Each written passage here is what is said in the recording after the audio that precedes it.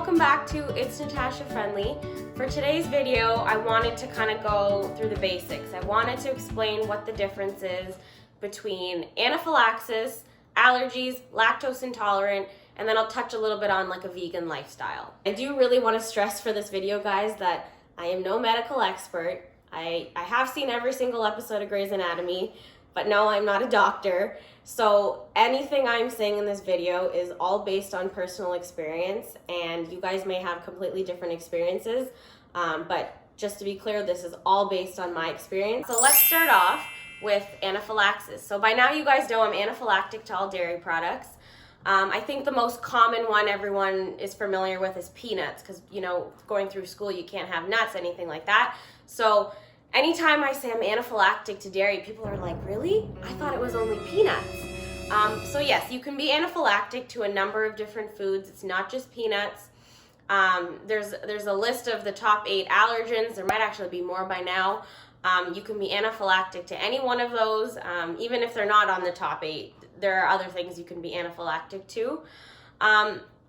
Basically, my definition of anaphylaxis is it's a life-threatening allergy. It usually involves more than one system of the body at the same time. So what I mean by that is like your heart, your lungs, your sinuses, everything's kind of all happening at once. And essentially what happens is the body treats the allergen as a foreign item, as a foreign material.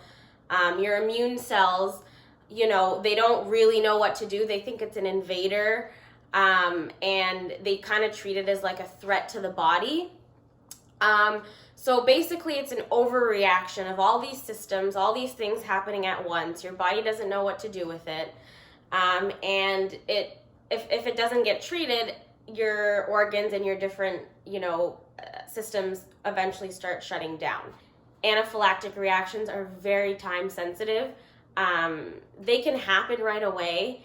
I've had reactions where they've been a bit delayed and they don't happen for maybe like 30 minutes, an hour, and they're just as bad as ones that have happened, right away as soon as I take that first bite. I can react on contact. If a spoon touches something and then I use that spoon to eat my food, I can go into anaphylaxis. So there's quite a few symptoms that usually happen, and every anaphylactic reaction is very different. Most common symptoms are, your nose might be running, you're flushed, you have hives. In more severe cases, that's happened to me, it's harder to breathe, your throat starts closing. And epinephrine or adrenaline it's the medicine in EpiPens. That's the only thing that can help reverse side effects. So yes, there are antihistamines out there that might help relieve some of the symptoms, but if you're having an anaphylactic reaction, none of those are going to save your life. It's going to be an EpiPen. And even with anaphylaxis, it can occur randomly, it can occur later in life. You may have had something and later on down the road, now you're anaphylactic to it. Or you could have maybe not had something or not been exposed to something when you're younger, and then you have it later in life and now you're anaphylactic. So it really depends. The most important thing to remember with anaphylaxis is it is life-threatening. Allergies, on the other hand, usually the symptoms aren't life-threatening. So you can be allergic to dairy. Maybe you have it and you get a runny nose or an upset stomach, or you break out in hives. But generally, for the most part, it's not life-threatening. And this is usually where antihistamines or over-the-counter allergy medicines can help relieve some of those symptoms. So again, allergies are similar to anaphylaxis, but generally they're not life-threatening.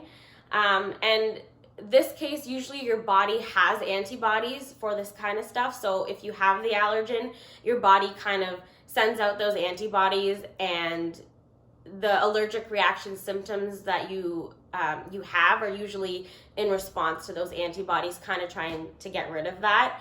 But usually you won't need an EpiPen if it's just an allergy where it's mild. Another one is lactose intolerance. So this is the one that I get most often when I tell people I'm allergic to dairy. Oh, you're lactose intolerant. Or, oh, can't you take a pill for that? No. So lactose intolerant is essentially your body just has a hard time digesting lactose. So lactose is the milk sugar found in all dairy. It's made up of a glucose and a galactose molecule, and essentially our body functions on carbohydrates, the glucose molecule. So in order to digest lactose, it has to be broken down into its glucose and its galactose, and that's how you digest lactose. In order for this to happen, an enzyme called lactase is kind of what is the catalyst and speeds it up and breaks down this lactose molecule. So people who are lactose intolerant usually just don't produce enough lactase to be able to break down the lactose. So this is where you can take your lactase pills and you can still enjoy dairy, you can still have everything that you love to eat. If you don't take the pill, or you forget, or you have dairy, yes, it might be very inconveniencing, or you'll have an upset stomach, or gas, bloating, that type of thing. But the biggest thing is it's not life-threatening. You're not going to die if you have dairy. So yes, I know it probably sucks if you don't take your lactase pill and you do eat dairy, but again, it is not life-threatening, and that's the biggest takeaway from this one. And then I just want to touch on a vegan lifestyle. So I use vegan and plant-based lifestyles interchangeably. I'm sure there's people out there, and there's probably definitions out there that they slightly differ, whereas I think vegan is more no animal products, whereas a plant-based lifestyle is you try to have more plant-based products in your diet, but you might not be completely animal product free. But for my purposes, I use them interchangeably. But essentially, this is a choice, right? This is a lifestyle. You having dairy or meat, for that case, it's not going to trigger your body into having a reaction or anaphylaxis.